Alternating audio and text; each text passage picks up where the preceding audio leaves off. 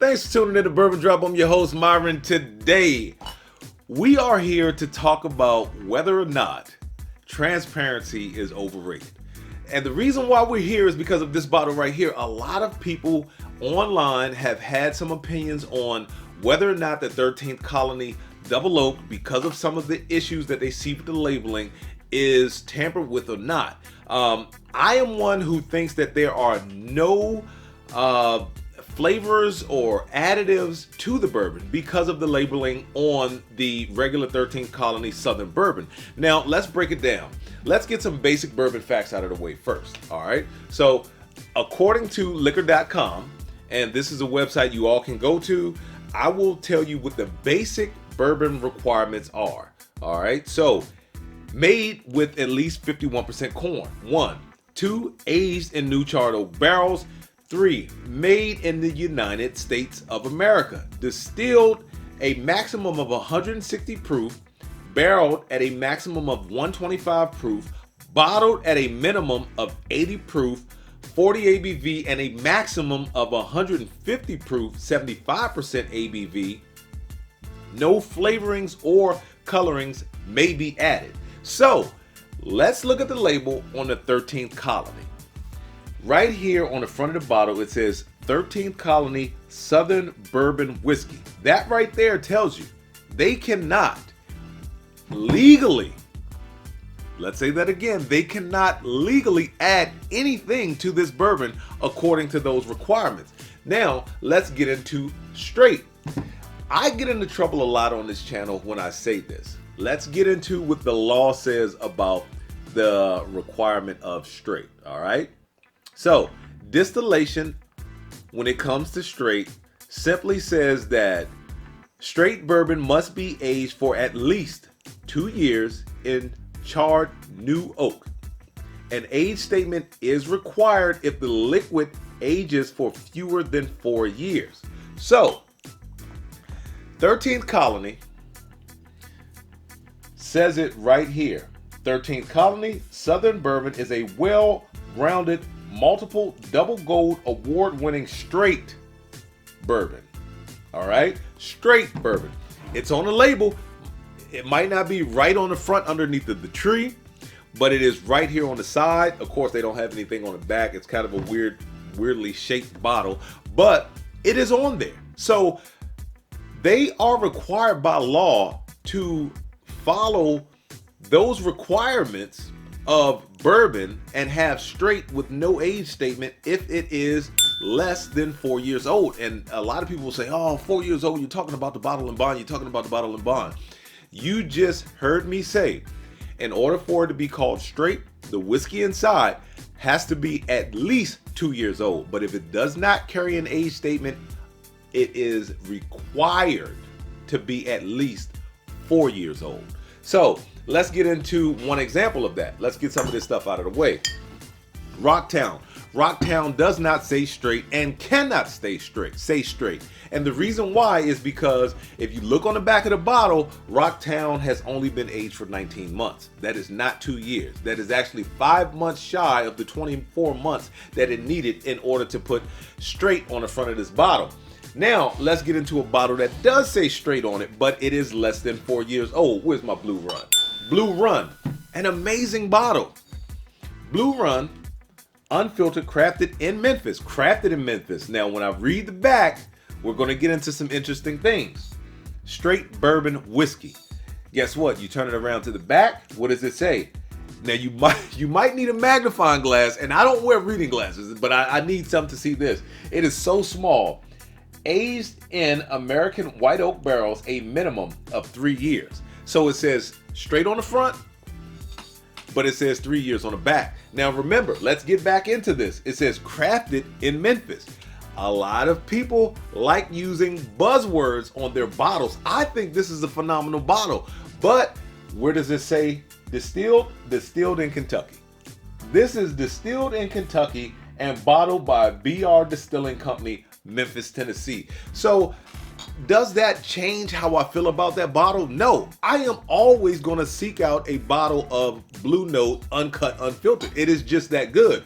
Now, let's get into some mystery bourbons out there. we've got Blade and Bow. Blade and Bow, this says Kentucky Straight Bourbon Whiskey, Stitzel Weller. No age statement, so I know that the juice inside is at least 4 years old. All right, now let's go around to the back where they even have harder to read, small writing, it's gold, that it's even harder to read when you put brown liquid behind it.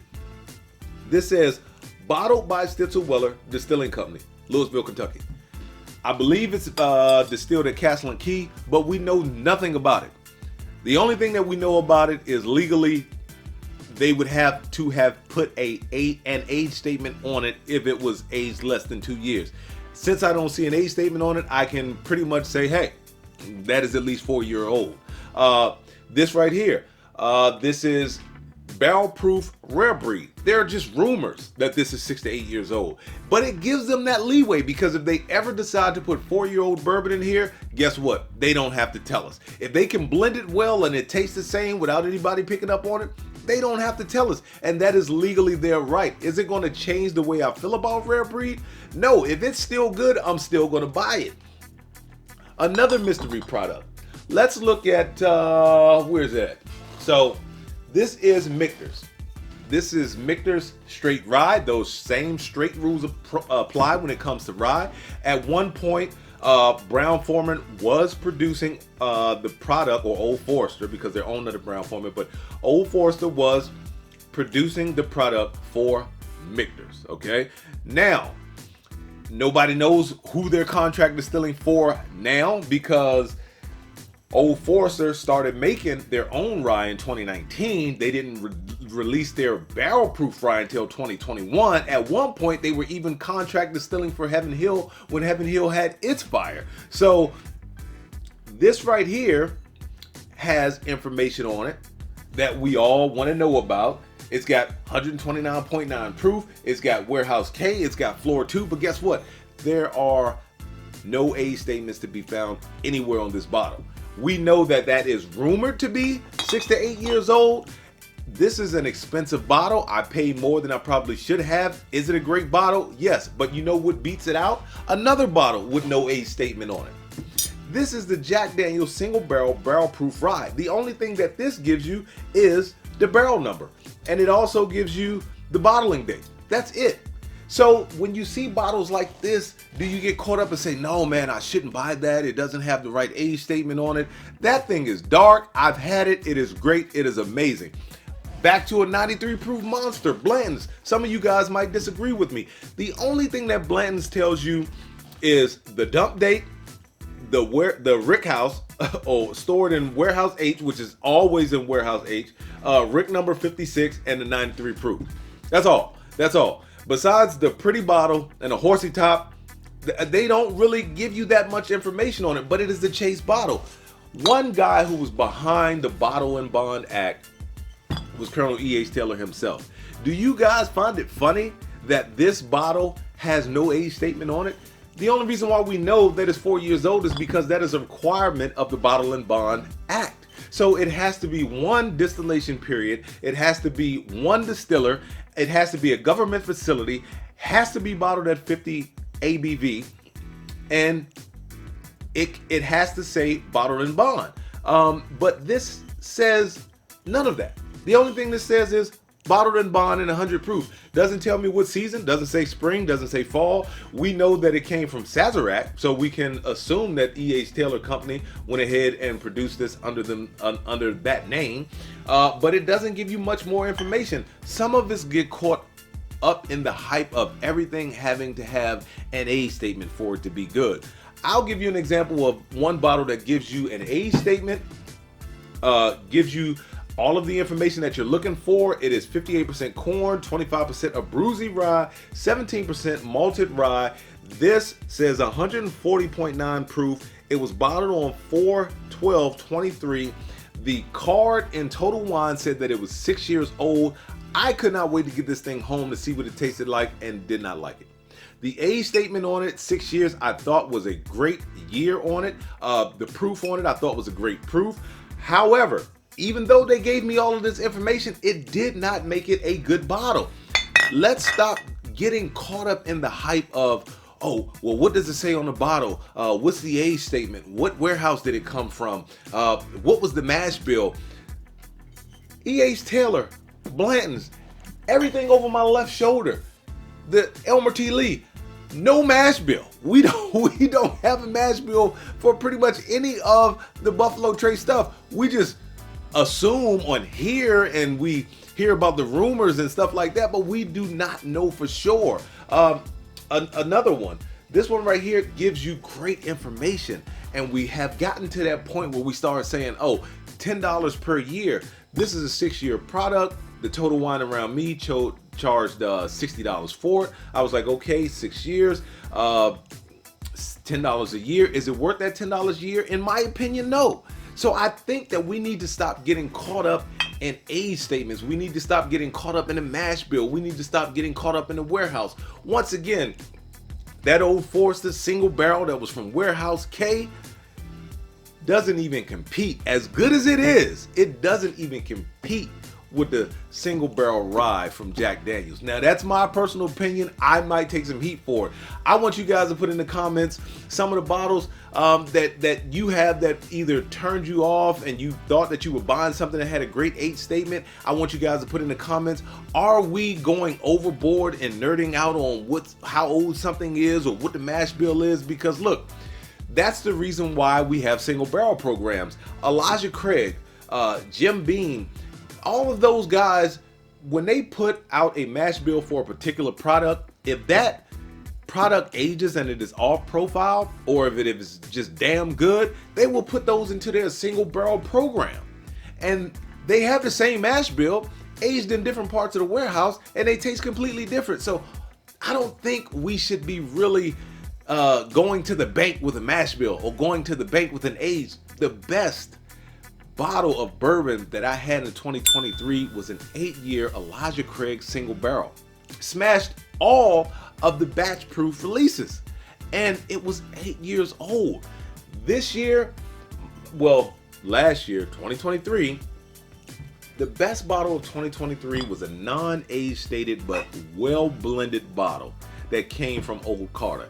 If I always went on how old something was before I spent a certain amount on it, I would have never gotten my hands on Old Carter. I see why people spend the amount of money they do on this bottle. I didn't know before I bought this bottle how good it was going to be. I heard a lot of good things about it. I finally decided to pull the trigger, and boy was I glad I did so. I would do so again in a heartbeat. We get too caught up in age, and I think the reason why some of these other producers, because bourbon is not like rum. With rum, they are allowed to put the highest age stated liquid that is in the bottle on the front of the bottle. Bourbon does not work that way. Bourbon is the exact opposite. Whatever the youngest age stated liquid in that bottle is what you have to put on the front of the bottle or somewhere on the bottle. But how people like Discovery get around that is, if I've got 80% of a 10-year in here and I've got 20% of a 2-year in here, and I know I can only put 2 years on the front of the bottle or the side of the bottle, I can get around that by putting it on the side of the bottle. That will allow you as a customer, a consumer, to go ahead and say, hey, I don't mind spending $150 for a product, because 80% of that blend, even though it says two years on the front or the side in big bold letters, when you go into the mash bill of it, 80% of that blend is, let's say, a 10-year or 18-year. I think we're getting too caught up in age statements. I think we're getting too caught up in mash bills, and that is just my opinion. You guys tell me if you think transparency is overrated.